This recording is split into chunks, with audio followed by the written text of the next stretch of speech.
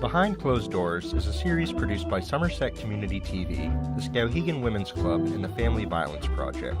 This program aims to create a dialogue around domestic violence with the help of special guests and local health professionals.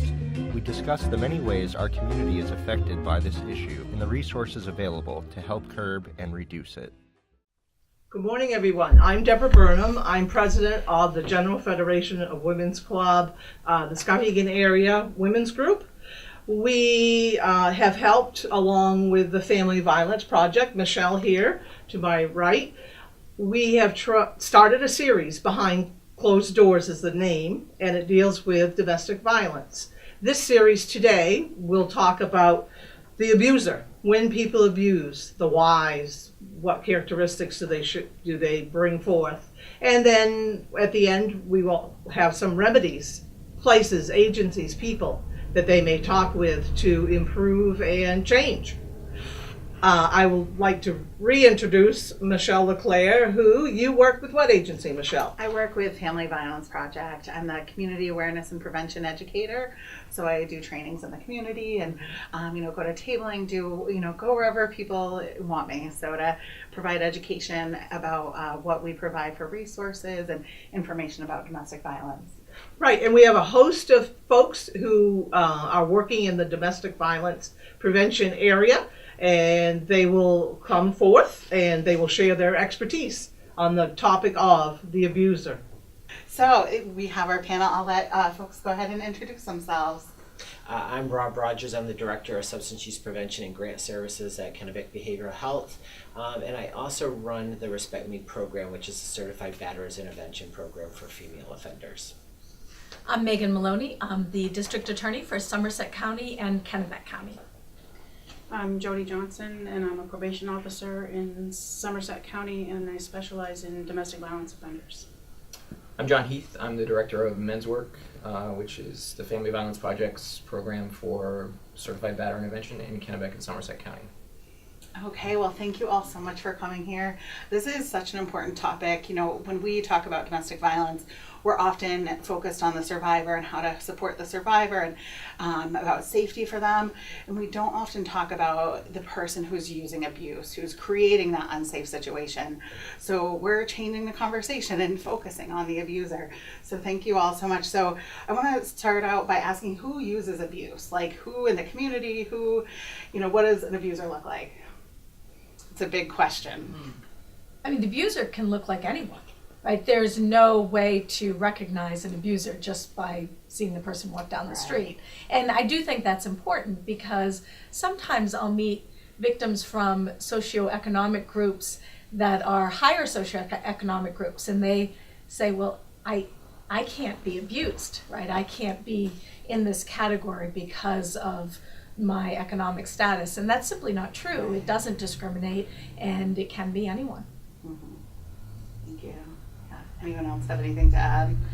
Because it can be anyone. There's no certain look. Like we like to demonize people who use abuse, but outside of their home, you never know, right? Like, people are very charming in the community, very respectful to neighbors and coworkers, and we never know what's going on behind closed doors, hence the title of our program, because we never know. So it could be anyone, doesn't matter what race, what age, what social status, economic status, what they do for work. It could be anyone. And so just keeping that in mind as we talk about this, because we just never know. And so what are some common justifications that you've heard from folks about why they've used abuse? Well, I can say that on my end, when I finally get that abuser into my office, I'm hearing, well, I was drunk that night, so this is what I did. Or I don't remember because I was drunk. So alcohol and drugs are a big excuse for what they've done. It's their justification for being abusive. Yeah. And so why is that not a real justification? Do people want to speak to that? Well, my perspective is alcohol doesn't give you it gives you the permission in your brain to do something, but even sober you'd still do that, because when you're drunk, your inhibitions are down. It doesn't stop you from doing what you want to do. Mm-hmm. So like that belief system is there, and maybe they're doing like that. You know, we talk about how it makes it more dangerous because of the lack of inhibitions, but often when people aren't using, they're still doing some sorts of abuse, whether it's, you know, it may look different, you know, there may still be some control and power, maybe not the physical abuse, maybe that came out with the drinking or the drug use, but that's not an excuse. Still, that belief system's there, and often when people are sober, they're still doing other types of abuse. I'd say one of the ones that I see most often in working with the female population is they're typically stating that it was either in self-defense or they were retaliating to violence that's been used towards them in the past. And some of this could even be abuse from previous partners. It's not their current partner, but because of some past trauma that's occurred, they're now resorting to the use of violence as a way of handling their situations. Mm-hmm. So the reactive violence, either as self-protection or as in response to violence they've experienced, which doesn't make it okay. Like, we aren't saying that makes it okay by any stretch. So supporting people in getting that help so that they, you know, aren't feeling the need to use that violence is really important. Right. What are some other things people have heard people say? Oh, the whole gambit. She was cheating on me. I didn't trust what she was doing. It goes the whole gambit. There's no real reason or excuse. It doesn't matter if you're someone who's prone to power and control. You're going to control your victim, and if they don't do what you want, you're going to get to that outer ring of the power and control wheel, and you're going to come to the physical violence. So it doesn't matter if it's drugs or alcohol or dinner wasn't ready or the house wasn't clean. Those are the excuses. So it keeps coming back to that belief system that you get to control what your partner does, and if they don't do what you want, you get to use violence to make them do it or to punish them for not doing it, which is pretty scary. And people probably don't present this in the world, you know, to maybe neighbors, to people in their family perhaps, but they're doing this at home. You know, and I think looking at those justifications too, thinking about how alcohol and drugs, like, there's nothing in those that make people violent. We all know people that drink that aren't violent. Family history, that's one that comes up a lot too, isn't it? Doesn't anyone want to say anything about family history?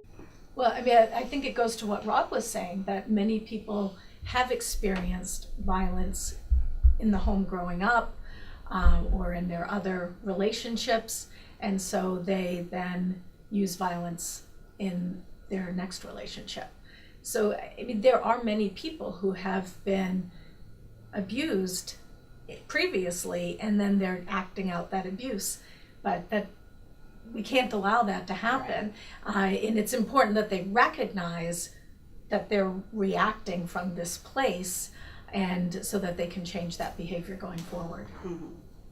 And if you watched our April program, April was Child Abuse Prevention Month, so we talked about how when kids do witness violence in the home, you know, helping them heal from that is so important. It does not, you know, just, you know, they aren't doomed to a life of being an abuser or being a victim. You know, they can heal from that, and, you know, no one's responsible for the trauma they experience, but they are responsible for healing from that and being able to make different choices. And as a community, you know, we do have therapists, we have different programs that people can use, but which is hard to do, but it's so important. So just knowing that, you know, you aren't doomed to that being your life. You know, it's not a life sentence that you'll be an abuser or be a victim. Michelle, I know nearly everyone that goes through the men's work program has experienced domestic violence as a kid. So nearly everybody has witnessed a parent being violent, a parent using coercive control. And I think that's sort of what we mostly see, is people using coercive control to get their way, having the physical power to maintain that coercive control when the emotional abuse isn't working, or Can you tell me what coercive control is? Can you define that? well, just to get your way, and having the physical strength or the resources to get your way. Like, you may start with being emotionally abusive, calling names, tearing somebody down. We have a lot of dehumanizing methods that are used by folks in the program, whether it's name calling. And so I think that's sort of like it's the start. If you can tear away somebody's sense of value as a human being, then that's where we see it. Mm-hmm. That objectification, right? Changing your partner from your partner and their name and who they are into this object, which usually has a lot of name calling. That's one of the pillars of oppression, of like how to oppress people and how to keep people down, which is a little more abstract, but it's what you see, right? It's what we see too. Like with, if you call someone a name over and over instead of by their name, by who they are, it's easier to be abusive to them because they're no longer your partner, this person you love. They're this person that you can abuse. A good example of that for me is when the men call their wives or their partners my old lady. Okay, so who as a female would want to be called an old lady, number one, but it also takes away that personal piece of it. Instead of calling her Sarah or Mary, it's my old lady.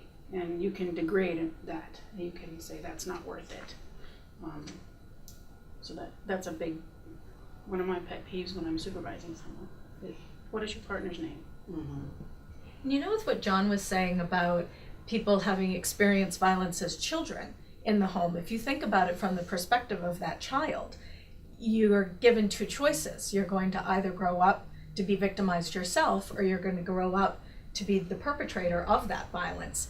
And when you're given those two choices as your only choices, you can see why a child would want to choose, well, I don't want to be a victim, mm-hmm. right? I know what that feels like. That feels awful. I want to know what the other side feels like. So the key really is, how do we show them that those aren't the only two choices, and that there's another choice that feels so much better, which is actually having an equal relationship, and how do we spread that message? Right. Absolutely. I'm glad you mentioned that, because I can't tell you how many people in men's work have said, maybe it's within their first 10 weeks or so, but they say, if you're not in control, then you're being controlled. Yep. And that's their belief. Like, it's as simple as that. And they're taught that in school with bullying. I mean, there's always somebody that's trying to be on top and trying to, subjugate somebody else. So. And that's so powerful, right? If that feels like it's your only choices. Like if you've never seen a relationship based on equality or understand that that's even a thing, well, one person has to be in control, and so I'm going to choose to be that. So what about stress or low self-esteem? I know people often say that a lot. We hear that respect, well, they just feel bad about themselves. I hear that a lot from people as an excuse for why people batter. Do you all hear that or want to say something to that? I mean, I've had people that have completed the program talk about how much better they felt about themselves, sort of when they were viewing others respectfully. I don't think being abusive is because of low self-esteem.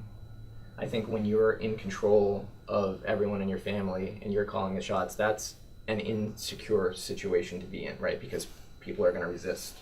And so you're going to slowly, your self-esteem is going to erode because you're treating people like junk. Mm-hmm. So. Mm-hmm. And lots of people have low self-esteem and don't abuse their partners. Sure. But so I can see how, like, if you are being abusive, it does feel terrible. And so it's good to hear that when people have gotten out, they report back that they feel so much better, having this relationship of equality. What about trouble with communication? I hear that a lot. Like, they just don't know how to communicate with me, or they don't know how to communicate. I think communication overall in every relationship is a stumbling block. How often do we hear the goal of a client is, I want to learn how to communicate better, I want to be able to say what I feel. I laugh at this because to me it's the mark of total unaccountability. Like when you hear someone say, oh, I just need to work on communication. Yeah. Okay, well, they have work to do. Like for me, it's like somebody that gets convicted of an OUI saying, I need to work on my driving skills. Well, yeah, if you were a better driver, maybe you wouldn't have got caught, but that's not going to stop your problem, right? So. And I think at the same time, though, this whole notion of the communication, because I know the women, they report, just this total lack of good communication with their partner, but then that also goes further into, their children or their own parents. And we bring it all the way back to our own program, and that communication starts, going back to like your whole stress, when things start getting out of control, that's when you need to be in more communication with us and let us know what's going on. And then how does that then translate also into your relationship and talking to your partner in a way that's not verbally abusive, destructive, but gets their needs met at the same time. So I think there's this fine line at the same time. Yeah. With that, I mean, sometimes when I'm in reporting, I'll role play with my guys, just tell me, I feel when you, tell me something. Learn how to tell me how you feel when this is happening. Because that's going to be the start of it. You can identify how you feel about it, then maybe you won't physically take it out on someone who's causing those feelings. It's one of the big things we talk about is I statements, right? I feel instead of you made me. Right. I. If you use an I, well, you feel what you feel, and you can I can't communicate make you that. do anything. Right, You exactly. do what you do. Yeah. Well, and it's hard to blame it on communication though too, because like these folks are going throughout their day without being abusive to, if they get the wrong change at the grocery store, or, their boss, or, other people in their lives, they communicate just fine. Or, perhaps when the police show up, they communicate just fine with that officer. They're calm. Usually the abuser is one that's calm and in control. And so I don't think we can pin it on communication per se, because it's not about communication. It's about the way they're interacting and the way they believe they can interact with their partner. What about anger as an anger problem? Do some people just say it's an anger problem? I mean, many people have said that it's an anger problem, and we've found that the opposite is true. You don't want to put an abuser in anger management. You want an abuser to be in Certified Batterers Intervention Program, the program that John does. They're two totally different things. And so no, it's not an anger problem. It is, it's much deeper than that, and that's why we need the work that John does. Yeah, I mean, I feel like we're really trying to work on the underlying beliefs that somebody has, assumptions that they make in their day-to-day life that they're not even maybe aware of.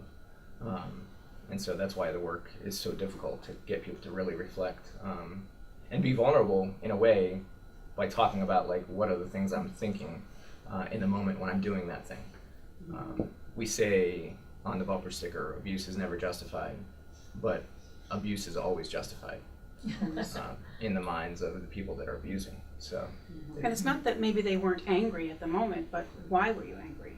What's the basis of that anger or that emotion that's causing you to go way overboard? Well, and anger is a normal emotion. It's okay to be angry, but how you show that anger, the feelings of anger versus acts of aggression, those are two very different things. And, it's okay to be angry. We all experience that, but the way you show it is the part that's the choice. And so figuring that out, how to not show it in this way towards your partner. I think the difference for me is that if there's a batterer in the household, if there's somebody that's using coercive control over days, weeks, months, years, the whole family is subject to that person's emotional state of mind and whatever day they're having. They're waiting to see how this person closes the car door, because they know that's what's kind of night they're going to have in store for them. Nobody can be independently happy or joyful if that person is upset that day. They have to sort of like mirror everything that's going on with that person. So. And that's so hard on a family to, be run by the emotions of one person and the unpredictability of that one person's feelings. And the legislature has now recognized that it's not anger that's the cause of domestic violence. And we now have a statute that says when someone is convicted of a domestic violence crime, they're not to be they're not to be mandated to do anger management. But instead, you have to do Certified Batterers Intervention Program. And if you're not going to have that be part of the sentence, there needs to be a written document explaining why.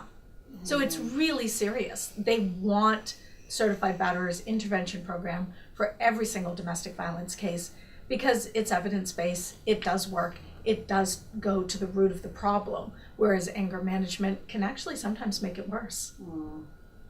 Yeah, and because it's not the right program, it's Right. not addressing that belief system. What about the idea of like mutual abuse, if it takes two to tango? Like, you know, have people heard this? I mean, I have, and we have women, so when we go through our curriculum, we talk about different types of abuse that are used. And we've used the word batterer a lot already today. But when we look at it, I mean, most of the women I work with are what we would consider a batterer in the sense of, you know, the power and control dynamic over an extended period of time. They have used violence, though. And some of them report it being mutual violence. But those same women often will change their thought around, was it mutual violence, as they go through the course, because they're there for several weeks. Their notion of what is mutual violence starts to change. So that would be the other thing I would want to bring up. Because women can and do use violence in relationships. I think it often looks different as far as like the fear that, you know, because when we talk about a batterer, you know, or someone who's using this ongoing power and control, you know, it's not just one thing, one time. It's this ongoing pattern that creates fear on one party's part. So like if someone is fighting back, that may not be creating fear in the part of the other partner. You know, so it looks different, and it's hard to explain sometimes, and everyone wants to be the one saying, well, I just fought back, it was just this one time. But, you know, for officers and law enforcement and all that, to really see where that system is, like who's feeling the fear, how long has this been going on, it's so important to look at the bigger picture. Because people do say, like, we often hear survivors say, well, I'm just as bad as he was. But then when you get down to the nitty gritty and the fear, really, you find out it's different. And people talk a lot about with this, if they believe that it's mutual, you know, couples counseling. Does anyone want to talk about why couples counseling is not recommended if there's any abuse in a relationship? Does anyone have? You're looking at me. I mean, I will say I hardly ever support couples counseling, especially for people that are new in the program. And it's not abnormal, at least in my class, to have women that are in our program and their partners going to men's work. Not at all. Right. And I mean, as someone who has done, you know, substance use counseling, I think of this notion of going into a room, and it's sort of, you know, what's the white elephant in the room, and if one of the partners is a batterer and they're the ones that have the control in the relationship, this whole notion of going into therapy and thinking that's going to be a safe place for them to have effective communication, talk about the problems that they're experiencing, and that anything will change. I had it best described to me at one point. They said it would be like literally putting a handgun in the middle of the table and saying, now speak honestly, with your partner hearing everything you're going to say about them, and think that there's going to be no consequences to that when they go back home. And I've used that example with the people I supervise, because I supervise both men and women. And, you know, I'll say, if you're in a co-counseling session and that counselor says, tell me everything he does that you don't like, are you going to be able to honestly sit there and say, well, I want him to wipe the toothpaste off the counter and do all these other things? That counseling session is based on equal power and control in that relationship, and it's definitely not there if there's been a conviction of domestic violence, or even if, you know, honestly, even if there hasn't been a conviction, even if it's just a relationship where there's power and control, it hasn't gone to that illegal point yet. I think that it's important for people to recognize co-counseling for anything when there's that power and control or domestic violence is so unfair to both parties. When it does happen, I think it needs to happen in a very, very specific way. And even if it's with two separate counselors, right. Because Like individual Yes, counseling. yes. yeah, it may be in the same in the same agency. You know, you could go to two separate counselors who can then talk to each other about what's going on. But no, as you Some once said to me, safety, you know, humans innately will pick a favorite.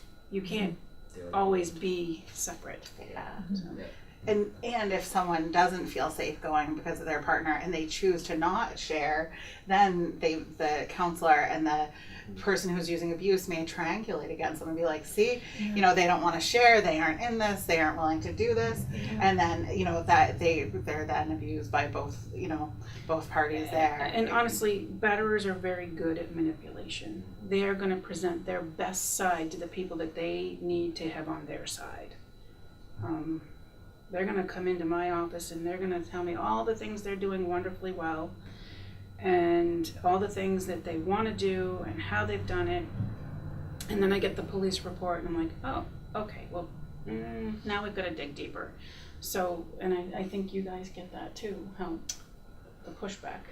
Yeah, for sure. And I think socially there's a lot of shame against domestic violence offenders, right? There's shame, so it's always challenging to get somebody to sort of open up and be honest about what they did in classes even. I don't want to be labeled. For many weeks. It takes many weeks for them to get comfortable with that. Because I think there are messages, actually I think there are messages that are gendered a lot, like, I was raised to never hit a woman. I can't tell you how many people in class say that. And I feel like, well, that's not enough, because at the point that you hit a woman, you've already dehumanized her and objectified her. She's not a woman anymore. So as a culture, we need to be talking about nonviolence. Like, doesn't matter male or female. Like, we need to be socializing people to just not use violence in relationships. And like you said, if it's the worst thing you can do is to hit a woman, people are not going to want to admit that at all. We talk about the difference between men's work and the respect me, and women own their violence. They just say, I did this, and it makes sense because it's empowering. Like, I fought back. This was happening, and I put my foot down. I fought back. It's a much different thing to say. Where men, it's the worst thing in the world you could be to hit a woman, to beat your wife, to beat your partner, which it's not okay. But like, in order to heal from that and change, you need to be able to open up about that. So it is, I can see why it's a harder thing in class to open up about that and to admit to that, but it needs to happen. And I do believe that people who use abuse, they don't want to. It's not like they're like, I'm going to do this, but I think, being able to get to that point where they can do the other things. I don't know if I think they feel entitled to do it. There's a sense of entitlement, and I think there's a sense that they've never been questioned. So, I mean, that's the other thing. As a society, we tend to not say anything to neighbors or family members when we know what's going on, right? I mean, there's a lot of shame even in that. And so I feel like that's the reality for people that use coercive violence. They don't get questioned for it. I think in domestic violence court a couple months ago, the judge was asking one of the participants, what did you do to get here? And he got some pushback, and he started getting a little upset. And he's like, well, I wasn't beating her for no reason. Yeah. So that's the mentality. It wasn't for no reason. I had a reason in my head why I was doing it. So. The other reason that we don't want couples counseling is because we found in order to keep the victim safe, we need people to separate for a time period. And so we always also ask for no contact between the offender and the victim. And couples counseling is obviously the opposite of no contact. Yeah. And we want that cooling off period. We want that time for the offender to dig deep. In John's group, we want the victim to have time to feel safe, to feel what it feels like to go home and to not be worried about what is going to be behind that closed door. So we need people to be able to reassess. Then afterwards, if they decide to get back together, that's their decision once the criminal process is over. But we found in order to keep victims safe, we need to keep people separate. Mm-hmm. So do we want to talk about that? Like, what are the ways that in society we are trying to hold people accountable? Because we talked about the entitlement, and that's a way that we aren't holding people accountable, but how are we? So when people get arrested, they have the no contact order. Mm-hmm. What are the other pieces of that? So do you want to speak to that? Well, sure. So no contact goes into play immediately, and that's no direct or indirect contact. So even trying to get your mom to contact your victim or your best friend, or all of that is against the law. And many people do violate those contact orders, and that's why we have domestic violence investigators in the district attorney's office to see when people are violating those. Because of course, if someone's just been arrested for physically hurting another human being, and then that person hears from their abuser the same day or the next day, the message to the victim is, we can't keep you safe. So it's very important that when that no contact order is violated, that we are able to catch the person, and we do bring another charge, and we do hold the person accountable for violating that no contact order. But I've also seen in some of the worst cases where victims have been so manipulated that they don't know how to imagine their life without their abuser. But once the abuser goes to prison for a substantial period of time, when the abuser continues to send abusive communications to the victim, that's when the victim comes to see us. And that's been really gratifying to see that change, to know that at the time we're bringing forward the charge, the victim may not want us to go forward because it keeps the person safe, right? So if I'm not successful, then the victim can say, hey, I fought them, I tried not to be helpful. But if that conviction occurs and the person does go to prison, then for the victim to know that we're a place that you can come and you can talk to our advocates and you can talk to our domestic violence investigators about what's happening now, and we'll take action. Great. Thank you. And so Jody, then you get the abuser also in probation or as a... Many of the DV cases get put on probation. They'll have what we call a split sentence. They'll get a certain amount of time with some suspended, and then they'll spend up to 2 years with me. And they have specific conditions of probation that they have to follow, such as going to men's work, substance abuse counseling, DV court, no contact. So that's my job, is to meet with these folks as often as I can. I see most of my probationers 3 to 4 times a month. Some formal settings, some informal settings. I'm doing sporadic house checks to see if the victims are there or if they're having contact with the victim. Every victim on my caseload gets my phone number. They're allowed to call me whenever they have issues or concerns. Every person that gets put on probation with me, male or female, gets told, if you have a no contact and you have contact, you're going to go to jail, and we're going to separate it. We're going to work it out later. We're going to see what's going on, because maybe this is contact that's not totally unwanted or coerced, and we have to figure that out. So I see my clients regularly and a lot. The other thing we have in Somerset County, and this is really thanks to the Bagley family that raised money for electronic monitoring. And so that's an important tool that we have when offenders are arrested. At that time, they're given an ODERA score.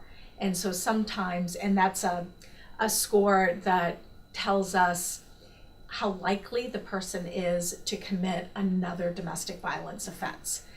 If that score is very high, what we want is for the person to stay in jail. But if it's a mid-level score, we know that depending on the person's criminal history, that sometimes that individual will be released from jail. And when that happens, it's very frightening for the victim.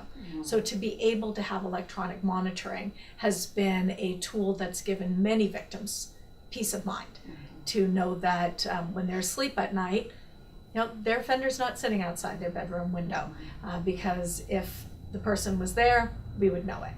So it's a very important tool that we have here in Somerset. Nice. And that is mostly pre-conviction right now. Yes. Because DOC doesn't have the ability, Department of Corrections statewide doesn't have the ability to track the electronic monitoring. We've been lucky in the past to have Somerset County help us out with some of the really higher risk ones. Yeah, Sheriff Lancaster has been a real partner in making sure that this is a tool that's available.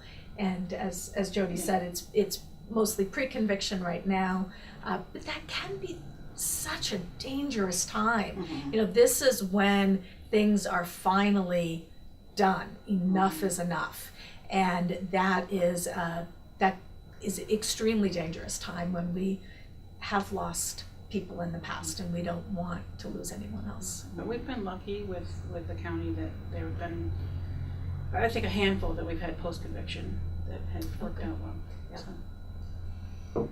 Nice. And men's work, do you want to talk about men's work and the program? Yeah, I mean, in terms of holding somebody accountable, I think, you know, just using the program as monitoring. So we're constantly in contact with probation and the DA in terms of like deferred disposition cases. If we have a concern about somebody, so something rises to the level of concern in class, change of situation, you know, I quit my job, and other things that sort of raise the level of concern are things that immediately are up for discussion with probation and the referral agent. So like that's sort of the best way to hold somebody accountable. And so how in class do you talk about the belief system? Like how, and this can go to you too, Rob, like what are some ways that you pull that belief system out? Because we've talked, you know, a lot about the belief system and entitlement. How do you bring that to the surface? Initially, I think folks want to talk about their intent, and somebody can have a positive intent, but if they have this underlying entitlement and feeling like they get to call the shots in the family, they get to have their needs met before everyone else, they're using coercive control to do that, you can have a positive intent and an abusive action, right? So we try to focus on sort of, so what's the thing that you're thinking when you're doing it? Like, what's the thinking, the justification that you're making? I think when Jody said, well, I didn't do it for no reason. What's the reasoning that you're using? And it's important that we're not saying, we're not like judging, well, you know, that's not okay to have that. Like, no, that's really their belief. Like, so it's okay to say, okay, that's your belief. Like, let's follow that out, like, to the future, like relationships. Is that helping, like, your relationship goals, like, for intimacy and trust? And it never ends up helping using those dangerous beliefs, so. Yeah, a conversation we had earlier about, you know, because talking about why people use abuse, like why do people use abuse? Like what are the benefits they're getting? What do people think? Or what do they say? Like you talked about how they're getting their needs met. They would say, why didn't she do what I told her to do? Mm-hmm. So like they're using it because their partner's not doing what they think they're supposed to, to get their needs met. And so are they benefiting from it? That's a question that, you know, we ask. Are they benefiting from it? What do people think? I think there's this initial perception, and it's typically reinforced because it's abnormal, I believe, that this is the first time they've used violence. They've used violence before, and it has accomplished, even if it's for a short period of time, that desired effect. And I really think all that does is reinforce, like, I can continue to do this and I'm going to get what I want. Worked before, and Right. it's going to work again. Right, yeah. So. But ultimately, like you were talking about just now, like it pushes people away, right? It creates that fear, it affects the relationships, it makes things harder and harder. And that, you know, we see oftentimes violence escalating, and it sounds like that's part of that, you know, as people get scared and more withdrawn, you know, they have to push harder to get what they want. So ultimately, in the end, it's not helpful.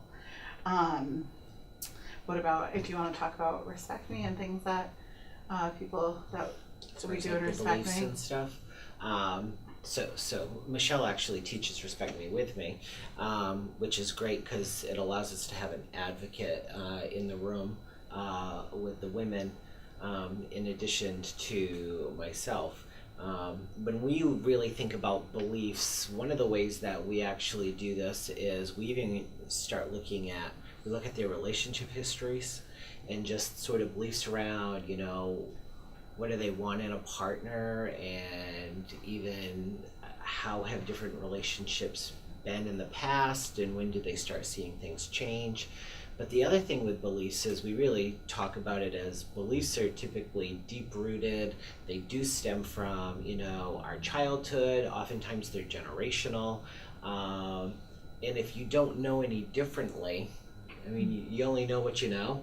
And it isn't until they're in the class, they're talking with other women, and the facilitators is starting to realize like their belief system may not be as on par with what most of society views as quote unquote normal or acceptable. So sometimes it's just very eye-opening. Or it may not be what they even want it to be. It's just sort of something they've done forever and without putting thought to either, or without being conscious of it, I guess. Because it's like, we aren't always self-aware, and just trying to get through the day, you don't notice the whys or hows that are going on sometimes. Well, I think our children are always watching, right? So most of the people that are in my program, at least, never want to think that their child heard what happened, right? They're asleep, they were upstairs, they didn't know. And so just a simple question like, okay, so does that mean nobody in here ever heard their parents fighting? Well, no, everybody heard their parents fighting. So immediately that dispels that myth, that the child was not, able to hear it. So, but the children are hearing what their parent is saying, so they're role modeling all the time, even if they're not intentional about it. And I think that's one of the big lessons that we teach guys is like you're constantly on for your children. Like, so even if you're not thinking you are, watch what you're saying, because they're gonna then take those on as their beliefs.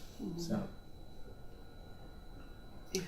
And I think honestly it helps, going back to the accountability piece, I taught certified batters with John for years before I became a probation officer, so I think I bring that piece to my supervision of them as well. So having the same conversations during reporting as they have in class really helps reinforce what they're learning.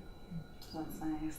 And there are conversations that I feel like we typically don't have as people. I feel like our society is moving further from like communication and conversations about our beliefs and it's now on Facebook and like little spurts here and there where like having these face-to-face conversations, it's pretty powerful for people. Like I don't think the classes are torture. I would like to say, I think at first they might be, but it's always interesting to see people come in and be really resistant, and then after 20 weeks or so, they see a new person come in and they're like, whoa, I used to think like that, and I'm realizing that's different, and that can be very powerful.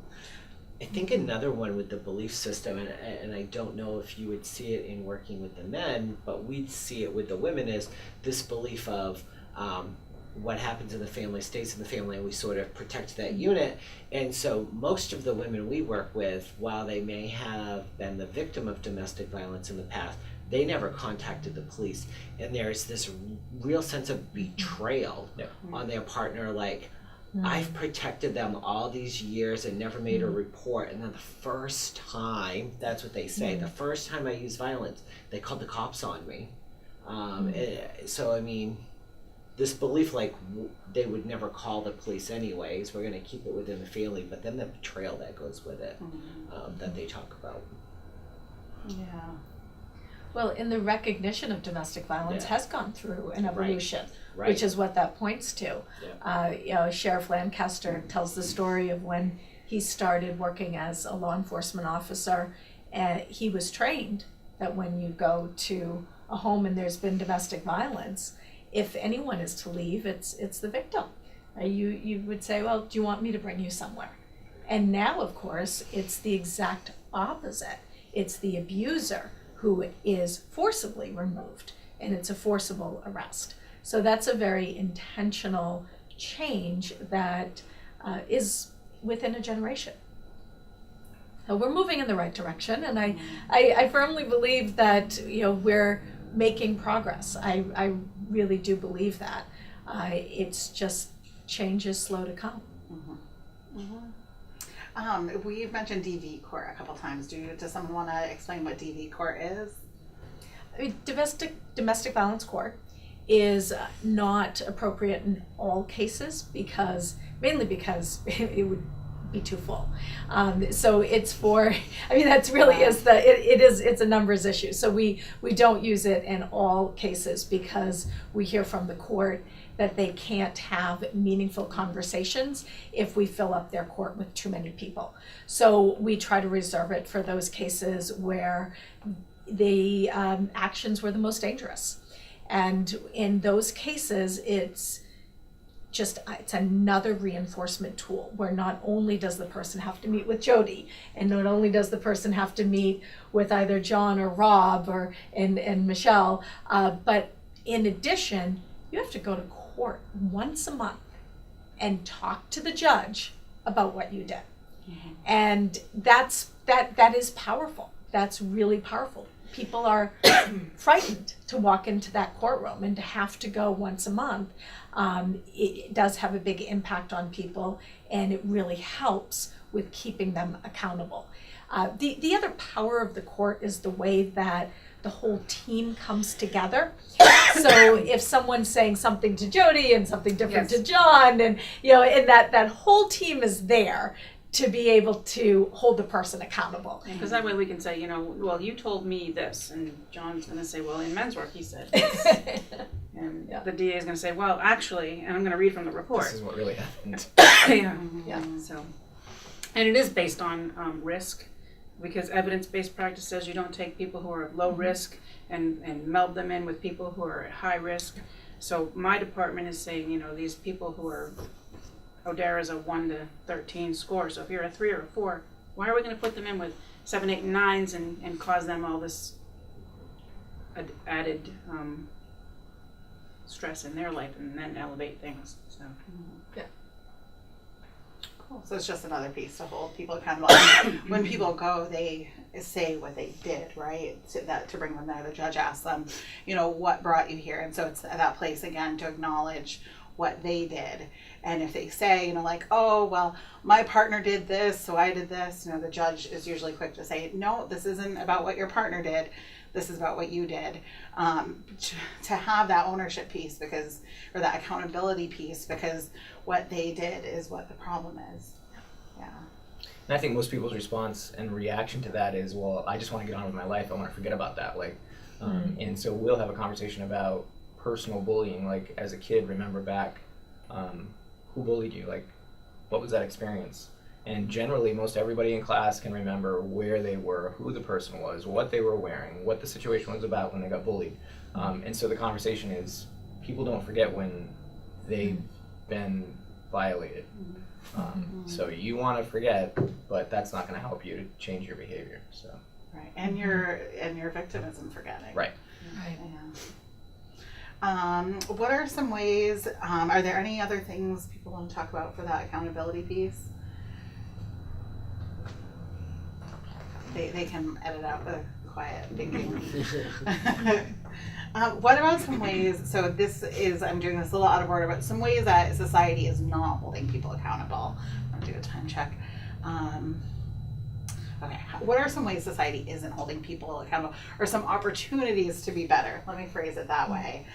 Because we, as a society, we aren't the best at it. I feel like as a whole, we do different things. What are some things that come to mind as far as not holding people who use abuse accountable? So when I'm out in public, I look at life through very tainted glasses. So if I see someone and they're having a conversation, it seems a little heated, I tend to, honestly, I perk up. So say something. If you see something, say something. If someone's not treating someone the way that you feel that they're being treated respectfully, I speak up and say, are you okay?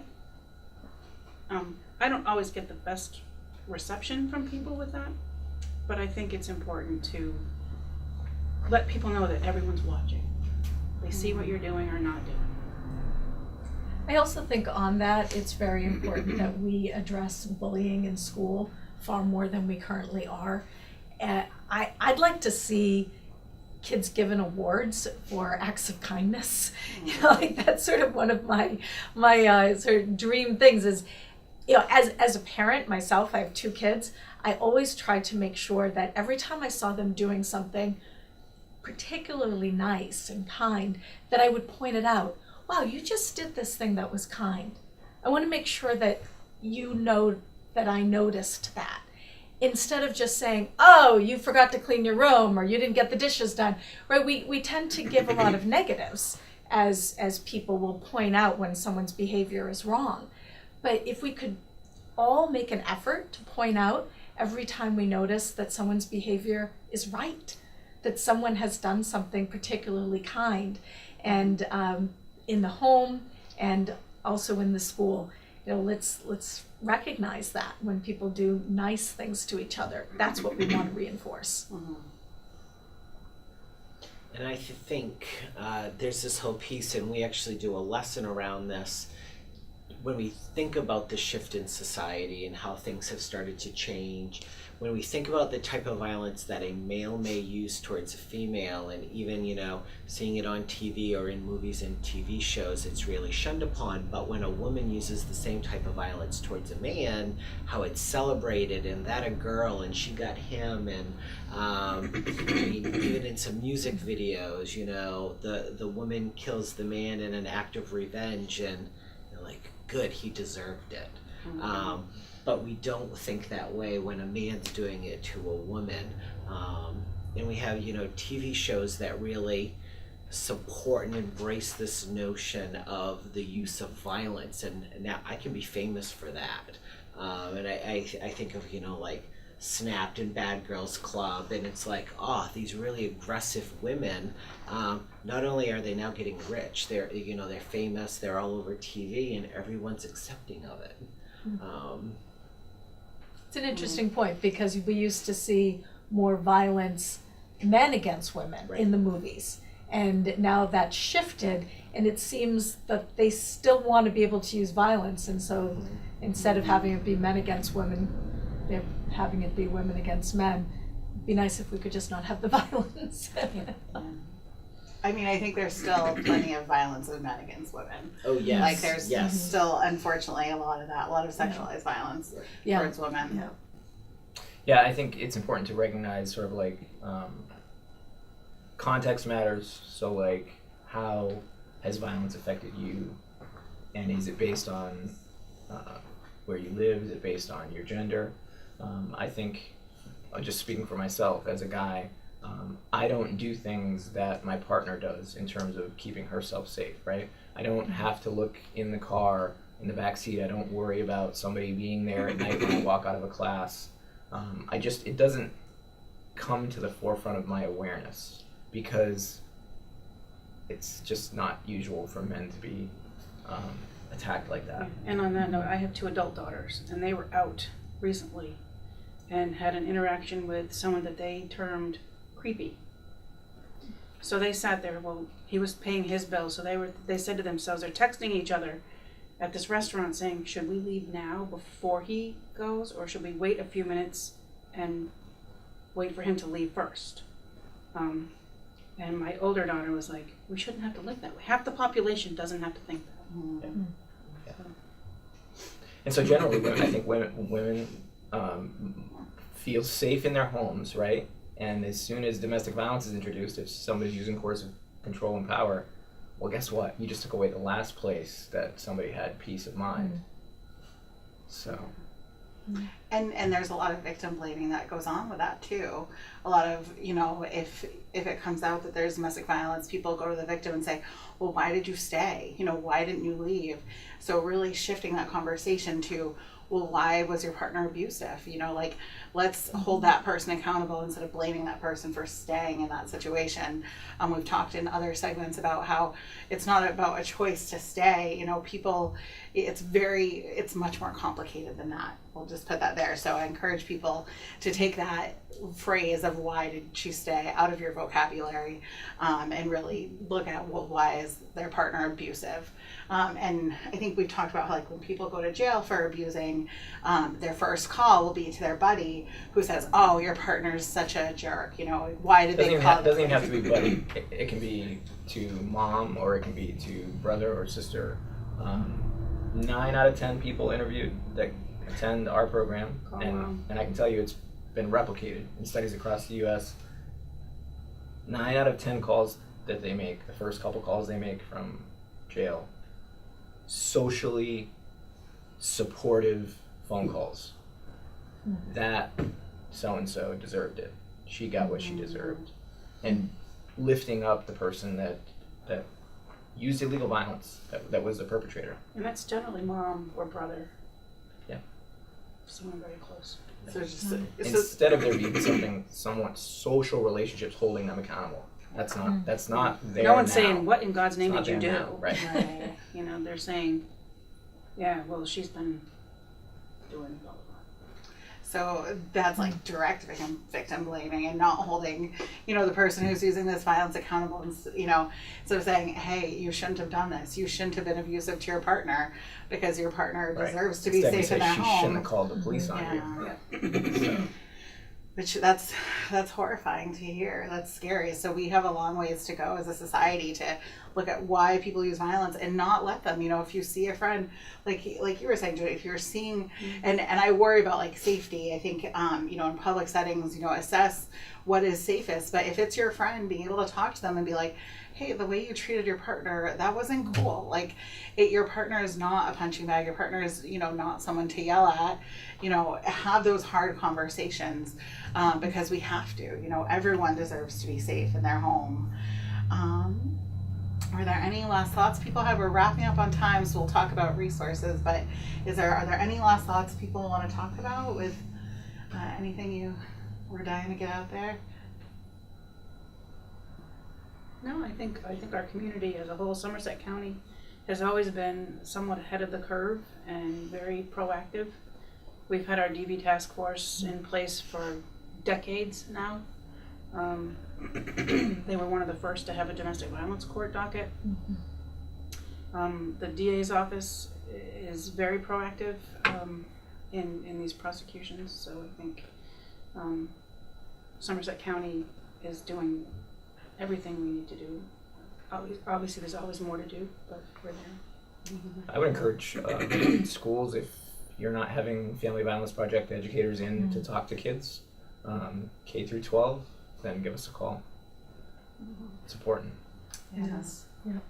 And if you have questions about how do I talk to my friend, my partner, how do I talk to someone about what's going on, you can call us. We're here for people. And if you find that you are using abuse in your relationship, if some of this stuff has rung a bell and you're like, oh, that is something I think sometimes, or I do think, I get to make the choices, and you want to change that or even just talk about it, you can call our helpline too. Our helpline is for everyone. And the classes, Men's Work and Respect Me, they're often court ordered, but they are not, that's not just the only people that can come. They're open to the public because if you feel like you're, not being equal to your partner, and want to create a change, we're here for that. And that is the best way too. If people want to come by choice, if you're open to that, if you say, you know what, this isn't okay, and you're, you believe that's something that you want to change, that's going to be very powerful. Michelle, on that, it's very important that I point out that when you call Family Violence Project, it's never communicated with law enforcement. Never. That it's completely confidential when you call Family Violence Project. We do work together as a team on many things, but this is not a place where we share information. And I just always want to make sure that people know that. You can call Family Violence Project. It's completely confidential, and they're available 24/7. It's very important. Yeah, thank you, Megan. Because all of our services are free and confidential. The batterers intervention programs there is a charge for, but to talk to advocates and to work with advocates, that is totally free. And we're there 24/7. I think our phone number will be along the bottom. And if this brought up some things for you and you want to talk, please feel free to call us because we are absolutely there. And I think that's all we have. Well, thank you all so much for coming. Thank you to the women's group for inviting us. Did anyone in the audience have any thoughts that you wanted to share? I didn't ask that. Goodness, we have an audience today. Well, thank you all so much, and give us a call anytime if you have any questions. Thank you so much. Behind Closed Doors is a series produced by Somerset Community TV, the Skowhegan Women's Club, and the Family Violence Project. This program aims to create a dialogue around domestic violence with the help of special guests and local health professionals. We discuss the many ways our community is affected by this issue and the resources available to help curb and reduce it.